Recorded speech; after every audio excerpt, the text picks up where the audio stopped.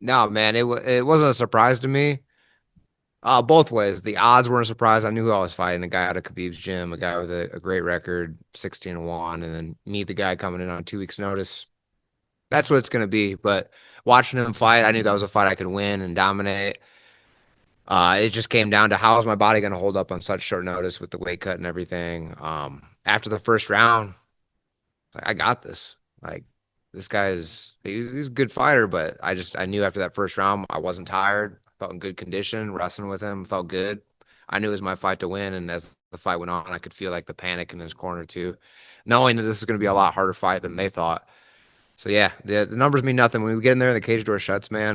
We're 0-0 against each other. It's irrelevant. Taking out the fight on 2 weeks' notice. I mean, I think one thing that I really enjoy with this world tournament is there's nothing else that matters. There's no politicking, right? It's just come in, no matter when you get the notice and get the job done. So, what was your mindset like getting the short notice call and knowing, literally as it says behind you, just one shot? Here we go. That was like just, you get the call from my guy. He tells me this. I'm like, yeah, let's do it. I was scared, man. I was terrified. Um, I know what the whole process is going to be. I knew it was going to be a very hard battle with the scale, and I knew it was going to be a very hard battle in the cage. But this is something that legendary stories are made of. I'm going to be a world champion, and this is something I'm going to tell my family down the road too. What I went through to get here and what I had to do. So I mean, yeah, that's what legends are made of, and that's going to be my story, man. Speaking of that like, story, what would you like your story to be when you look back 20 years from now? You would say Justin Wetzell in the PFL. The guy that was overlooked, the guy that came out of nowhere, rose to the occasion, dominated, just showed the world he's one of the best. 'Cause I truly believe I am one of the best, man. I train with some of the best people in the world. I keep up with them, do better than them some days. And I know I can bring that here to the PFL. What's been your overall kind of just perception of the promotion and obviously going through a lot of changes last year? They really have, put a charge into things with listening to the fighters, listening to the fans. So throughout your time here, short time here with the promotion, what's it been like for you? I love it, man. They know I'm one of the new guys here, but they're in like PFL's investing in me. Like they're trying to build new talent. Um, like my opponent, he's fought in the UFC and other organizations and stuff. But with myself, I'm kind of like a PFL homegrown. Like this is my first major league appearance in a promotion. So I think they're doing it really smart. They're investing in like their new blood and trying to create stars, and that's what I'm going to be. I know your career path, like goals that you've had for yourself and where you want to get to. But I think one thing the PFL has really done this year is giving the fans the story of the fighter. So whether it be looking back at your first round or looking into Friday night here in Wichita, Kansas, what do you want the fans to know about Justin Wetzel, the person?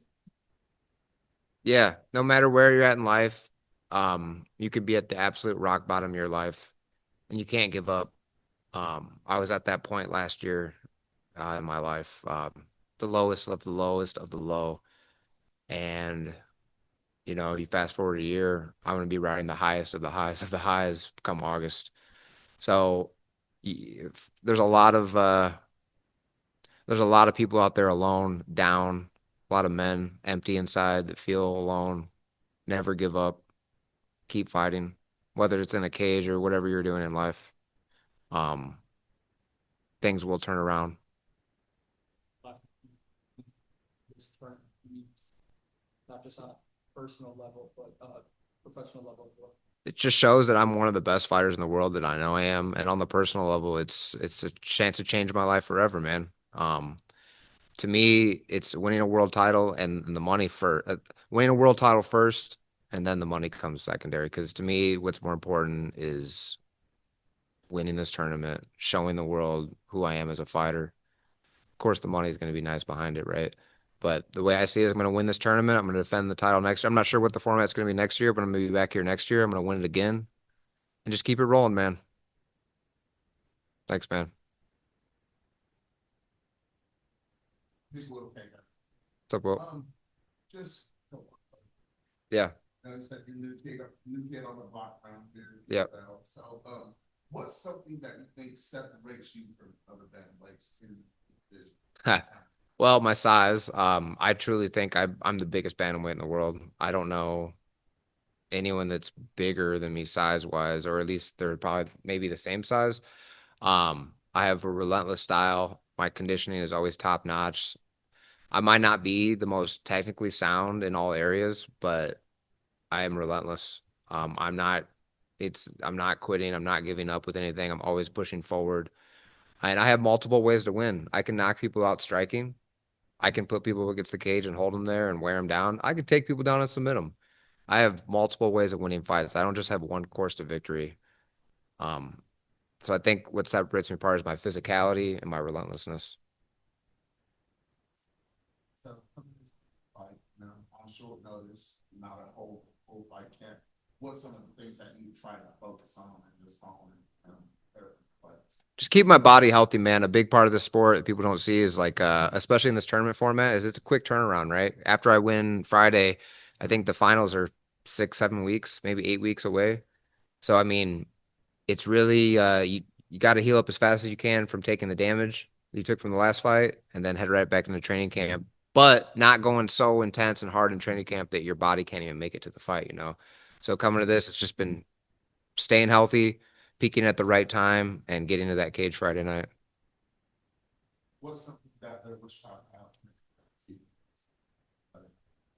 Domination, man. I'm gonna come out there. I'm gonna win every round against Mando. I'm gonna take him down. I'm gonna outstrike him. I'm gonna land big shots on the feet.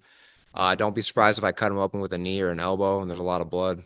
It's gonna be my night, man. The world's gonna know who Justin Wetzell is this year. Yeah. Justin, James Lowe, PJ Brady. Hey, James. You are known for your ground game. How have you prepared to take on his ground game? Because there's a lot of people on the internet talking about how great he is on the ground. Yeah, no, we're both Midwest wrestlers coming up. This is a great matchup, man, for the fans and for MMA fans. Like, as far as preparing for it, I haven't done anything too catered or specific. I've done a little bit more on my like back defense. I know, like, especially with his build, if he gets on your back and puts like the hooks in, it's not a good spot to be in. Um, that being said, I'm focused more on what I'm going to do in the grappling area. I'm not really catering too much to what he is. I have to focus on my offense. If I'm fighting a defensive fight to fight against him, to like fight his style, that's not a winning formula. I have to focus on what wins me the fights. You know what I mean? Um, he possesses legitimate threats on the ground, man, and I'm prepared to deal with them. Like I said, though, I haven't done anything too specific for him. Maybe a little bit more on like back defense. That's about it. You've had some very tough fights. Yeah. What lessons have you taken from some of those Hmm. and applied to this? Yeah, man. That's a great question. I got a great answer. It's something I always have trouble with is my own self-confidence and belief in myself.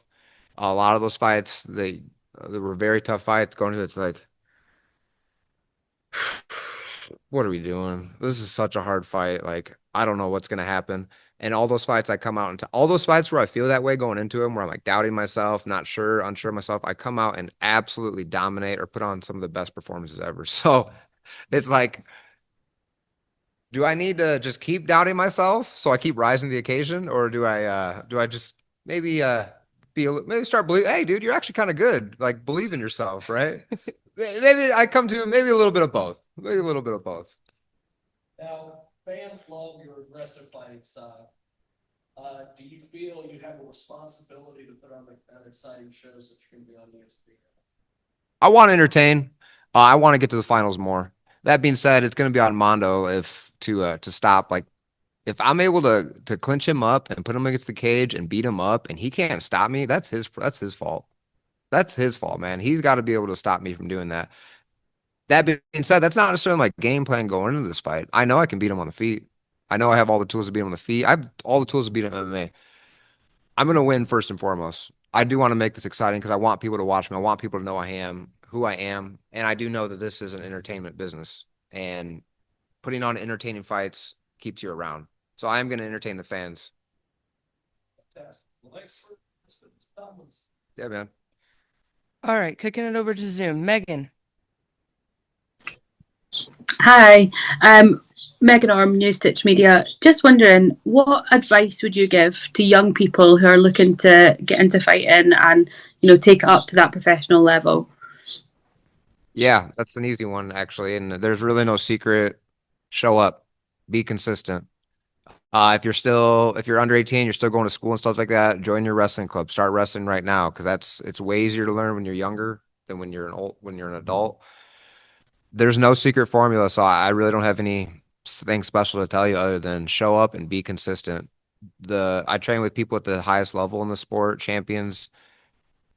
They're not really different than any regular person other than the fact they just show up and work hard for years, decades on end. That's all I got for you. Shady. Hey Justin, Shady Shay with MA Dungeon. Pleasure to speak to you. I love What's up? seeing fighters' characters come out into the spotlight, and it's a bit difficult to do this virtually, but I'm looking at a picture of you on your Instagram, full body paint with what I believe is an eyepiece from Dragon Ball Z called a Scouter. I want to give you the opportunity to tell the story behind that picture. I'm hoping it was from like a weigh-in or a fight of some sort. You mean this one right here? Yeah, man. Incredible. Incredible. I'm a big Dragon Ball Z fan coming up as a kid, but this was just it's what they use in the show and stuff like that, and it stuck to me, and I just like it, man. And if I'm being honest, I'm more of a Dragon Ball fan because in Dragon Ball, the point of the whole show was for Goku to win the World Martial Arts Tournament. And where am I? Where am I? I'm at the World Tournament, man. So it's kind of self-fulfilling in a way. I just like it. And I know it's a big thing in pop culture too. So people see it like, hey, that guy with the whatever he's wearing. It's just something I really like, man. So that's why I'm wearing Awesome. this. I love it. Have you gotten the green light to wear that to the cage? I'm wearing it to the cage. Very nice. Good luck, sir. Thank you, man. Okay, last one for Justin. Patrick.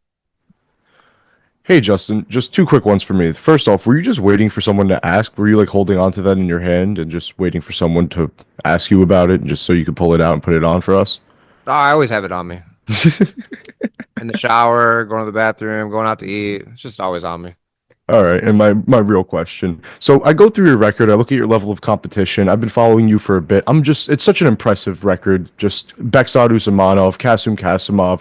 You fought Askar, Teshay Guthro. I mean, just some elite guys, and this isn't even including guys who were on the Contender Series like Brandon Lewis and Rafael do Nascimento. So where do you think Mando stacks up compared to some of these previous opponents? Because it seems like you've already fought guys who are on his level, if not potentially on a higher one already. Yeah, you could make that argument that he's not the toughest person I fought, as far as resume wise, but I think Mando knows that as well. And with that being said, Mando is going to be training.